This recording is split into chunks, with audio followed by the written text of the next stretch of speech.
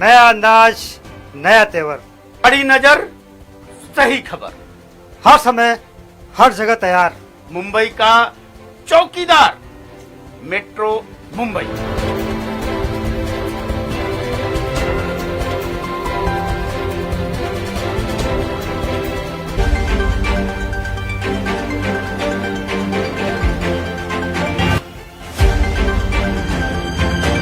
अंतर्राष्ट्रीय बाजारों में मिला जुला रुख। अमेरिका में डाउ जोन्स 809 अंकों से गिरा, S&P 500 120 अंकों से और NASDAQ 514 अंकों से गिरा। टेस्ला के शेयर 12% से गिरे। यूरोप में FTSE 31 अंकों से और DAX 15 अंकों से बढ़ा। एशिया में निक्की में 313 अंकों की गिरावट, शंघाई में 71 अंकों का उछाल और हैंगसेंग में 11 अंकों की बढ़ोतरी। क्रिप्टो के भाव में नरमाई, बिटकॉइन $39,000 और इथेरियम $2,900 के रेंज में। ब्रेंट के भाव में हल्का उछाल, अब $106 के रेंज में। सोना और चांदी के भाव में हल्का उछाल, दोनों के भाव में अपवर्ड मूवमेंट। भारत के शेयर बाजार में नरमाई, सेंसेक्स 537 अंकों से गिरकर 56,819 अंकों पे बंद हुआ।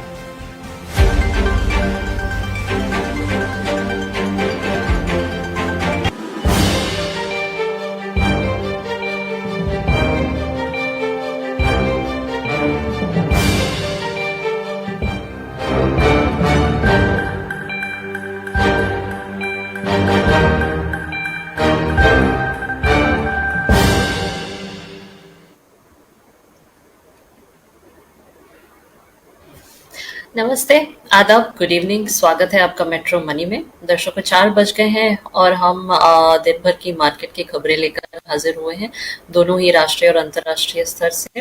आज रोज की तरह हमारे साथ निखिल जी जुड़ेंगे और आज मिस्टर कमलेश शाह भी जुड़ेंगे। तो अगर वो आ गए हैं तो प्लीज उन्हें जोड़ा जाए।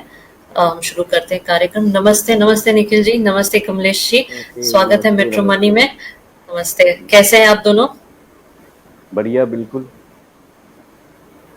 जी सर, शुरू करते हैं आज का कार्यक्रम। जी सर, जी welcome to metro money Kamlesh ji. Sir, पहले मैं इंटरनेशनल न्यूज कवर कर लूं, उसके बाद हम बात करते हैं इंडियन मार्केट्स की।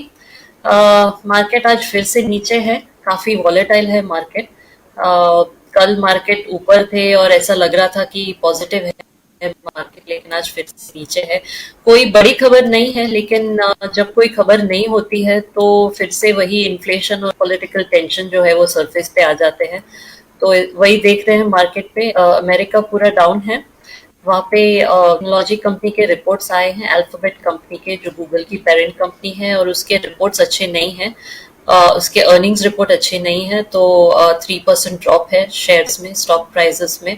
इसके कारण नैस्डैक नीचे है, तो पूरा मार्केट इसके कारण नीचे है। और आज बाकी के अर्निंग्स आने वाले हैं बड़ी बड़ी कंपनीज के, तो देखते हैं कि उसका असर क्या होता है मार्केट पे। यूरोप देखे तो काफी रहा है, दोनों FTSE 100 और जर्मन डैक्स दोनों ही फ्लैट रहा है। यूके में FTSE वो एनर्जी शेयर्स जो हैं वो काफी ऊपर रहे हैं, एनर्जी और माइनिंग के शेयर्स पर। सामने कंज्यूमर गुड स्टॉक्स जो हैं वो नीचे रहे हैं, तो थोड़ा इवन आउट हो गया है, तो फ्लैट टू अप है मार्केट। अर्निंग्स रिजल्ट भी मिक्स आए हैं वहां पे। और जर्मनी में एक बहुत बड़ी बैंक है डॉश बैंक, उनके Q1 के रिपोर्ट्स अच्छे आए हैं, बेटर देन एक्सपेक्टेड है। बाकी एक बड़ी खबर वहां पर यह है कि रशिया ने गैस जो है वो बंद कर दी है पोलैंड और बल्गेरिया को, फ्यूल पेमेंट इशू के कारण। तो ये एक बड़ी खबर है, इसका असर मार्केट पे हो सकता है, कल शायद नजर आएगा। जापान देखें तो जापान भी नीचे रहा। जापान यूजुअली वॉल स्ट्रीट को फॉलो करता है, तो देख सकते हैं कि जापान नीचे है। हैंगसेंग फ्लैट टू अप है, शंघाई ऊपर है। वहाँ की गवर्नमेंट कोशिश कर रही है कि इकोनॉमी को रिवाइव किया जाए और काफी कुछ कर रही है। प्रोडक्शन जो है वो जारी रखा है, industrial production in spite of lockdown, ताकि इकोनॉमी थोड़ी सी रिवाइव हो सके। तो देख सकते हैं कि हैंगसेंग और शंघाई दोनों ऊपर हैं। अब देखते हैं इंडियन मार्केट। इंडियन मार्केट भी नीचे बंद हुआ है।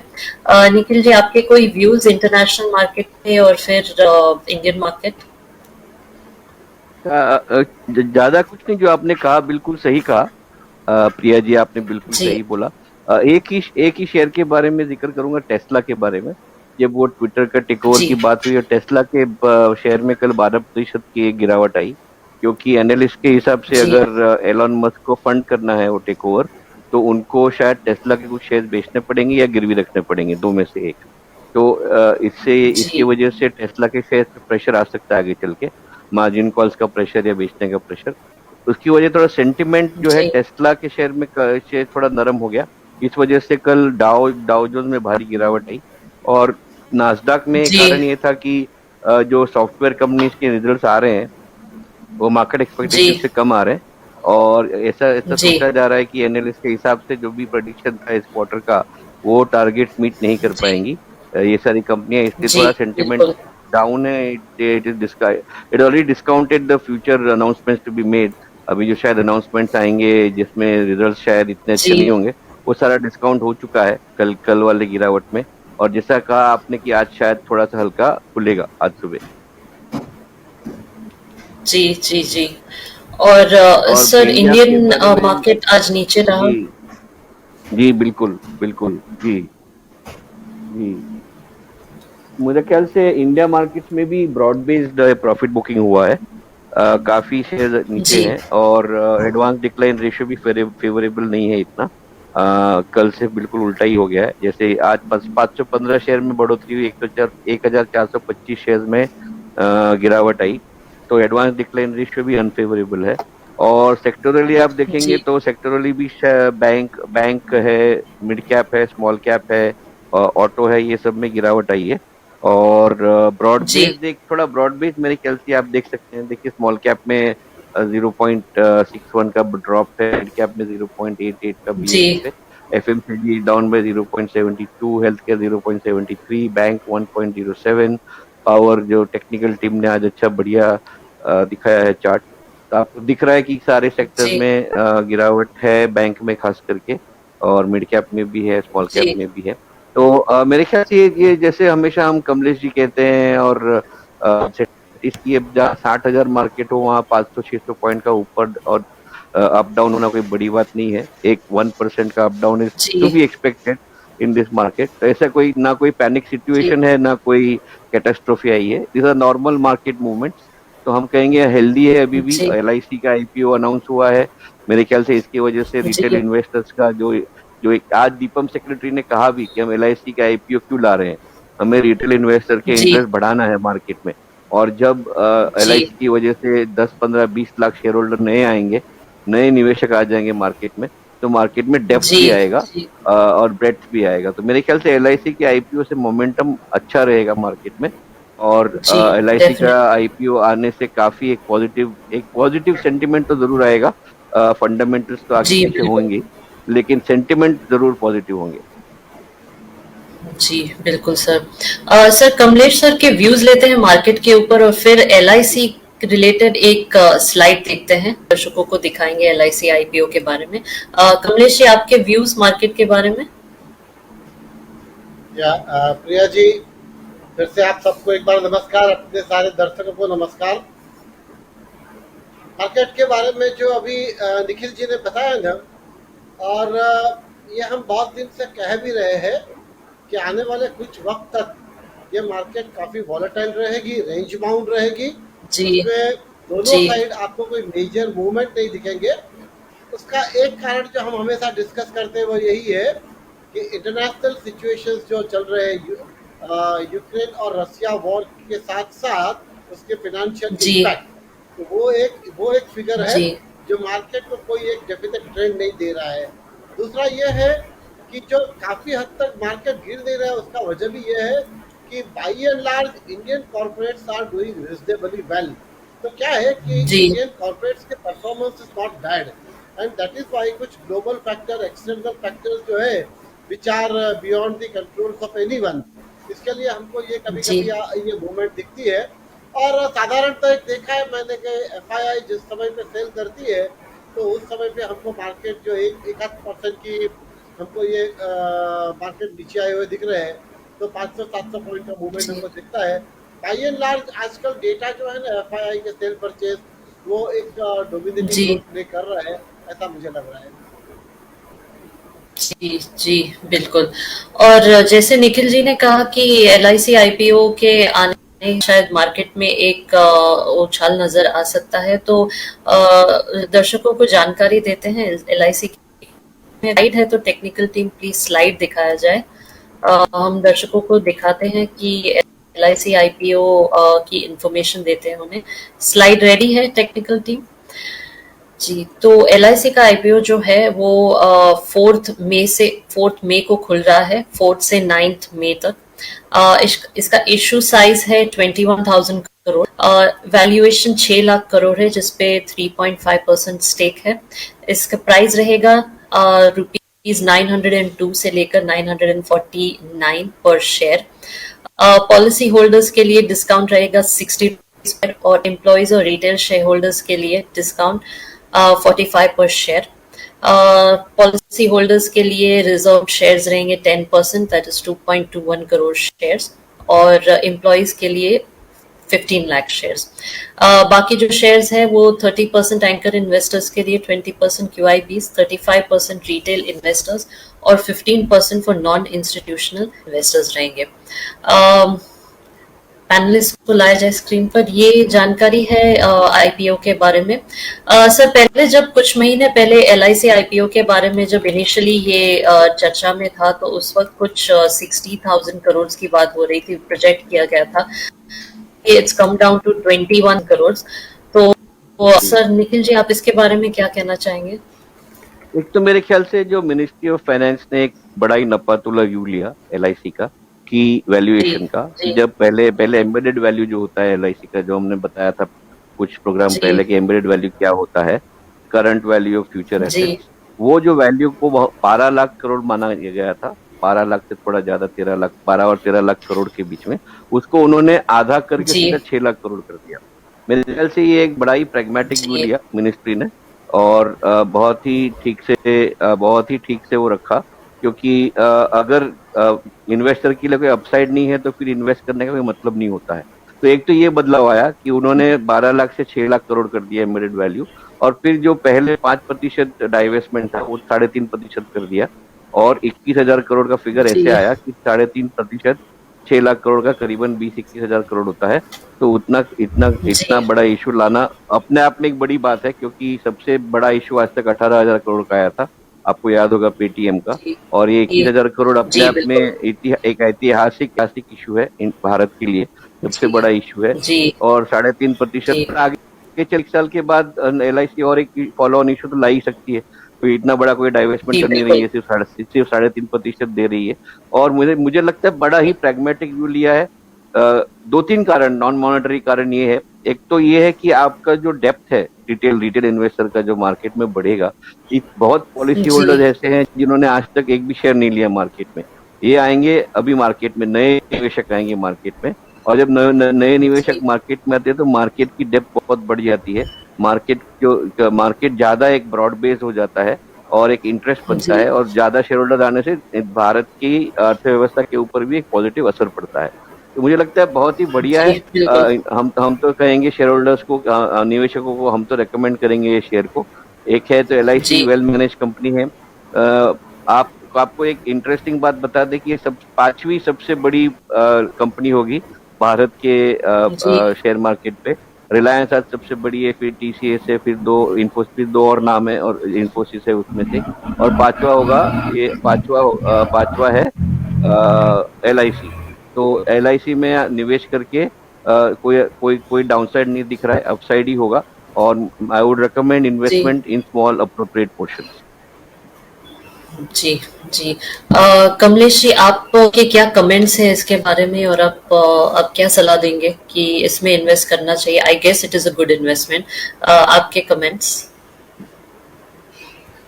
प्रिया जी, देखिए, ये निखिल भाई ने जो बात बताई ना, वो एक चीज मैं जी दोहराना जी चाहूंगा कि इंडियन कैपिटल मार्केट में ये आज तक का सबसे बड़ा आईपीओ आ रहा है, नंबर वन। नंबर टू ये है जी कि ये जी भारत सरकार की एक कंपनी है, कॉरपोरेशन है, which was elected under the act of parliament. तो ये भारत सरकार के 100% ओनरशिप की ये एक कॉरपोरेशन कंपनी हम कह सकते हैं। अब जी हम इसमें न जाए कि पिछले 50-60 सालों में कभी किसी ने इसके अंदर डिसइन्वेस्टमेंट या रिटेल इन्वेस्टमेंट का पार्टिसिपेशन के बारे में क्यों नहीं सोचा। लेकिन ये एक गवर्नमेंट की ओर से मैं मानता हूँ अच्छा इनिशिएटिव है कि जितने पब्लिक सेक्टर, एलआईसी नहीं, जितने पब्लिक सेक्टर के यूनिट्स गवर्नमेंट ऑफ इंडिया के अंडर है, उनको मैं सोचता हूँ कि रिटेल इन्वेस्टर्सों के लिए ओपन करना चाहिए समय समय के ऊपर।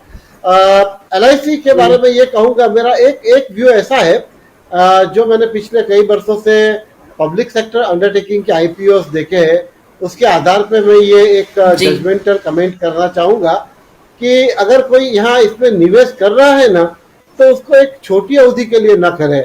आजकल एक इन्वेस्टर आईपीओ में ऐसा भी है कि जो लिस्टिंग के दिन उन लोग को 20, 40, 50% प्रॉफिट दिखता है और वो लोग ऑफलोड कर देते हैं। तो मैं ऐसा मानता हूं कि शायद ये चीज आपको एलआईसी के आईपीओ में नहीं दिखे। जहां तक वैल्यूएशंस का सवाल है, तो जो प्राइस बैंड तय हुए 902 से 949, तो मुझे लगता है जी valuation is slightly higher side है। हालांकि रिटेलर्सों के लिए उन्होंने कुछ डिस्काउंट रखा है, शेयर होल्डर्सों को और 60 रुपीज डिस्काउंट में दे रहे हैं, रिटेल इन्वेस्टर्स को 45 में दे रहे हैं। लेकिन जी ये जो आईपीओ में हमको निवेश करना चाहिए, इस बात से मैं अग्री करता हूं। और दूसरा, ये माइंडसेट से हम इन्वेस्ट करें कि हमको यहाँ ये लॉन्ग टर्म पर्सपेक्टिव से इन्वेस्ट करना है। शॉर्ट टर्म की अवधि के गेन के लिए कोई अगर सोचता होगा, तो मुझे लगता है ये राइट डिसीजन नहीं होगा। जी जी, बिल्कुल सही कहा आपने। ये लॉन्ग टर्म इन्वेस्टमेंट होना चाहिए और इसमें इन्वेस्ट करना चाहिए। ऐसी सलाह जो सर ने दी है वो भी बिल्कुल सही है, और मेरे ख्याल से ये बहुत सही टाइम पर भी आ रहा है आईपीओ। आई थिंक ये इस वक्त मार्केट को जो जरूरत है वो शायद ये आईपीओ लाएगा। सर आगे बढ़ते हैं। एक कल खबर आई है कि आरबीआई जो है वो रेपो रेट जून में बढ़ा सकता है, ऐसी कल खबर आई है। तो कमलेश जी, आप इसके बारे में क्या कहना चाहेंगे? क्योंकि पहले खबर ये थी कि शायद अगस्त तक इंटरेस्ट रेट्स नहीं बढ़ेंगे, रेपो रेट नहीं बढ़ेगा, लेकिन अब कह रहे हैं कि शायद जून में पॉसिबली इसको बढ़ाया जा सकता है।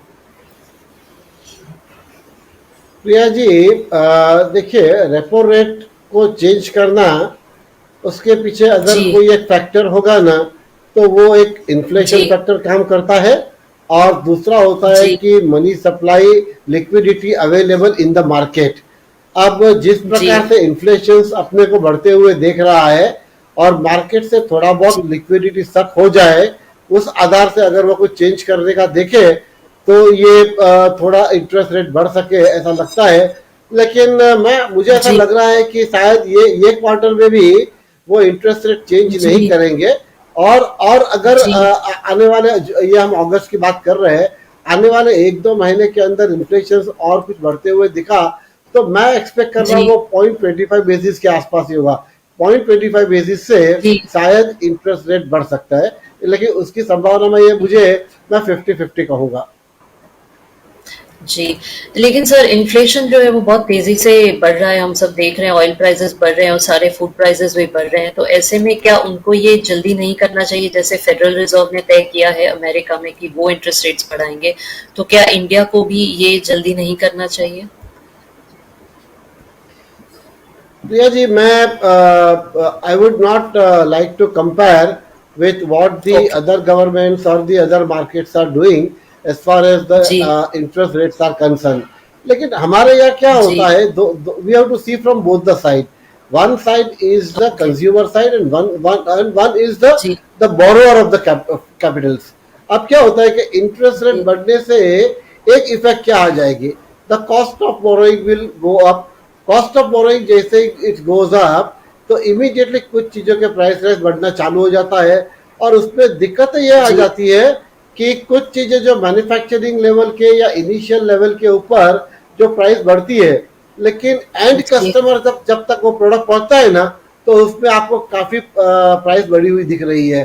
तो मैं ऐसा सोचता हूँ कि आरबीआई इस चीज को भी हमेशा नजर में रखती है कि अगर ये इंटरेस्ट रेट बढ़ा है तो बोरोइंग के ऊपर उसकी इम्पैक्ट क्या आ रही है, और बोरोइंग के साथ साथ end of the day ultimately who bear the cost, तो the final consumer is bearing the cost for all this products करके। तो इस तरफ से मैं देखता हूँ कि हमारे पास ये मई और जून 2 महीने हैं।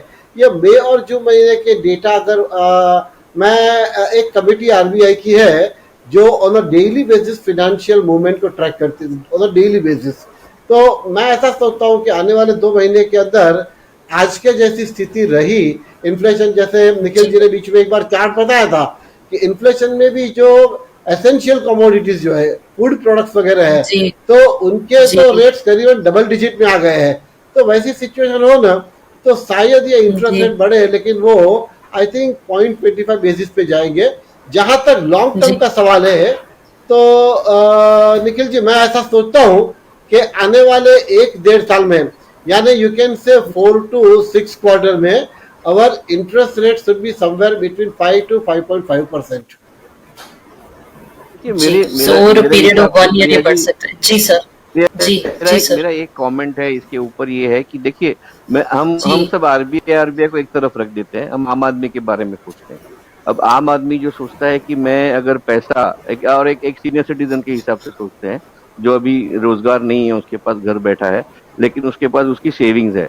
अब वो जब बैंक में पैसा लगाता है तो ये सोचता है कि मुझे उतना ब्याज मिलना चाहिए जितनी महंगाई से, उतना ब्याज मिलना चाहिए जो महंगाई से ज्यादा हो, क्योंकि अगर महंगाई 6% है और अगर मैं बैंक में पैसा रखता हूँ मुझे 5% मिलता है तो मुझे 1% घाटा है, क्योंकि महंगाई है 6%, मेरे पैसे से आता है 5%, तो मेरा कैपिटल बरकरार कैसे रहता है। तो जब मैं आम आदमी के हिसाब से सोचता हूँ कि जब इन्फ्लेशन, महंगाई जब 5, 5.5, 6, 6.5% से बढ़ रही है और जब मैं पैसे का निवेश करता हूँ बैंक में फिक्स डिपॉजिट में और मुझे उस महंगाई के दर से कम दर मिलता है ब्याज का, तो फिर मुझे नुकसान है, तो मैं बैंक में पैसा क्यों रखूं।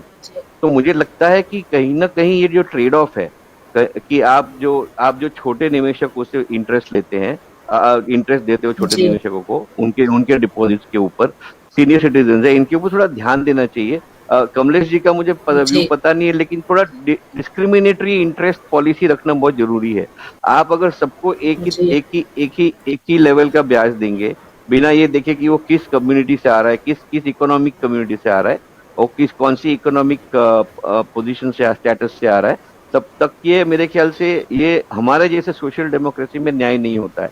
हमें चाहिए कि हम उस जो weaker section of the economy है उनको हमें प्रोटेक्ट करना है और at least fix the interest rate to the inflation rate.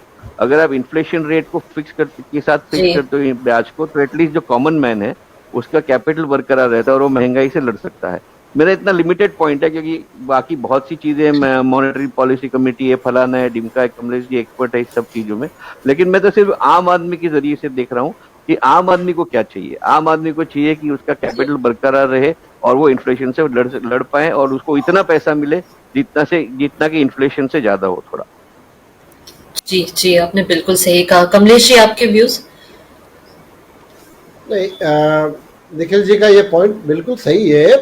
क्या है कि हमने देखा होगा पिछले 2-2.5 साल में कि इंटरेस्ट रेट जब नीचे आते हैं तो उसमें सबसे ज्यादा सफर करता है वही क्लास सफर करता है जो एक सीनियर सिटीजन है। और निखिल जी ने बात ये सही कही है, क्योंकि देखिए बैंक के इंटरेस्ट रेट 7% से कम होते होते 5.5% पे आए हुए हैं, तो करीबन 1.5% का रेट तो मैंने पिछले 2-3 साल में मैंने देखे हुए हैं।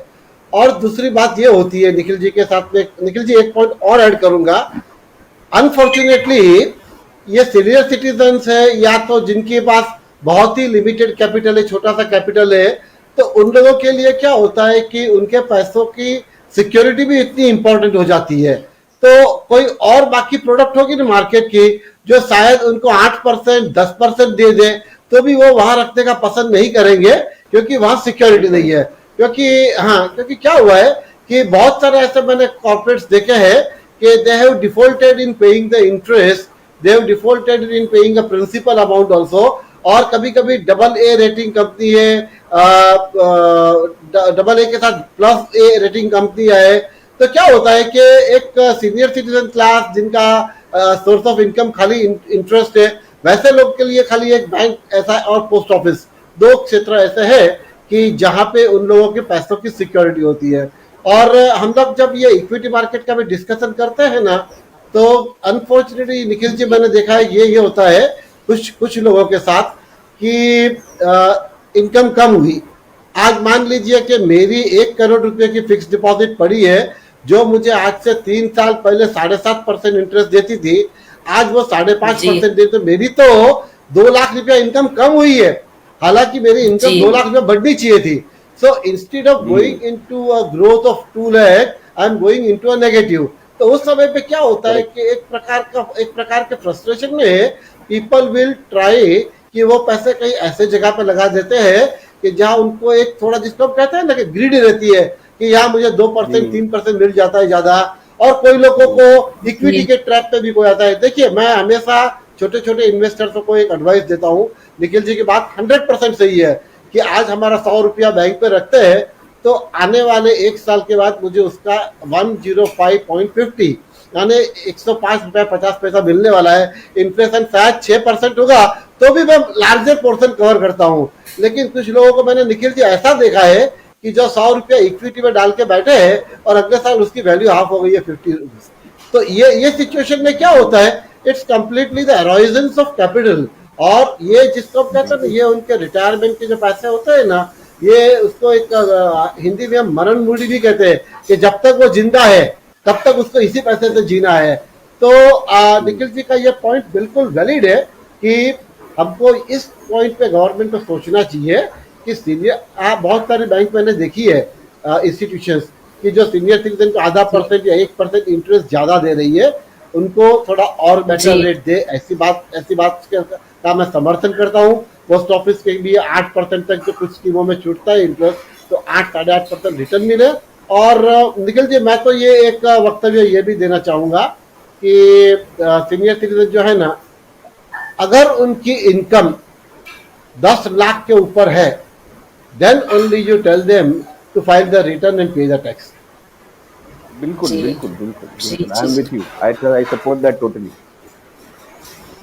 जी सर, बिल्कुल सही कहा। ये एक ही तरीका है कि यहाँ we can see, Priya ji, ऐसा हुआ है कि पिछले 2-2.5 साल के अंदर ये बहुत लोगों के पास मैंने सुना हुआ है कि उनके पैसे कहीं अटके हुए हैं, कहीं they fund it into a good trust में वो लोग दे देते हैं, कहीं पे कुछ अच्छी कंपनी में लगा देते हैं।